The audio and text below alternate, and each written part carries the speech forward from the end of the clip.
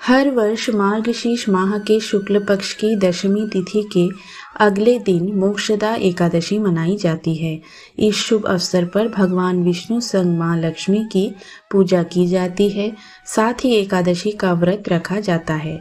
सनातन शास्त्रों में कहा गया है कि मोक्षदा एकादशी तिथि पर जगत के पालनहार भगवान श्री कृष्ण ने अपने परम शिष्य अर्जुन को गीता ज्ञान दिया था। इसके साथ ही इस एकादशी पर गीता जयंती भी मनाई जाती है। मोक्षदा एकादशी व्रत कथा।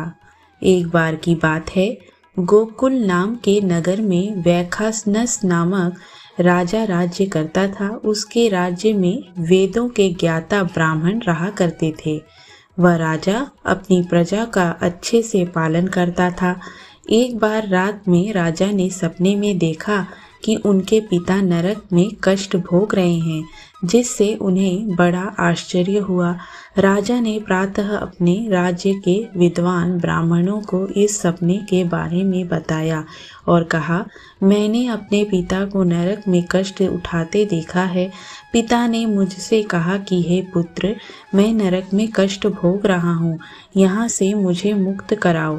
जब से मैंने ये सपना देखा है तब से मेरे चित्त में बड़ी अशांति हो रही है। मुझे इस राज्य, धन, पुत्र, स्त्री, हाथी, घोड़े आदि में कुछ भी सुख प्रतीत नहीं होता।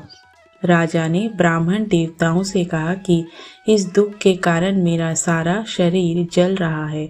अब आप कृपा करके कोई उपाय बताइए जिससे मेरे पिता को मुक्ति मिल जाए। साथ में राजा ने कहा कि उस पुत्र का जीवन व्यर्थ है जो अपने माता पिता का उद्धार न कर सके। एक उत्तम पुत्र जो अपने माता पिता और पूर्वजों का उद्धार करता है, वह 1000 मूर्ख पुत्रों से अच्छा है। ब्राह्मणों ने कहा, हे राजन, यहाँ पास ही भूत भविष्य वर्तमान के ज्ञाता पर्वत ऋषि का आश्रम है।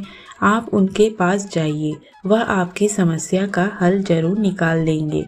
राजा मुनि आश्रम की तरफ चल दिए। वहाँ राजा की मुलाकात पर्वत मुनि से हुई। ने राजा से उनकी कुशलता के बारे में राजा ने कहा कि महाराज, आपकी कृपा से मेरे राज्य में सब कुशल है, लेकिन मेरा मन बिल्कुल भी शांत नहीं है। ऐसा सुनकर पर्वत मुनि ने आंखें बंद की और भूत विचारने लगे। फिर बोले, हे राजन, मैंने योग विद्या से तुम्हारे पिता के कर्मों के बारे में जान लिया है। उन्होंने पूर्व जन्म में कामातुर होकर एक पत्नी को रति दी, किंतु सौत के कहने पर दूसरे पत्नी को ऋतुदान मांगने पर भी नहीं दिया। उसी पाप के कारण उन्हें नरक में जा। मुनि ने राजा से कहा कि हे राजन, आप मोक्षदा एकादशी का व्रत कीजिए ताकि आपके पिता को इस नरक से मुक्ति मिले। इसके अलावा एक व्रत कथा यह भी है कि जब महाभारत काल में पांडवों को मृत्यु के बाद स्वर्ग जाने की कामना हुई, तब एकमात्र युधिष्ठिर ही स्वर्ग पहुंच पाए। अन्य 4 पांडव पृथ्वी पर मृत्यु के बाद भटकते रहे।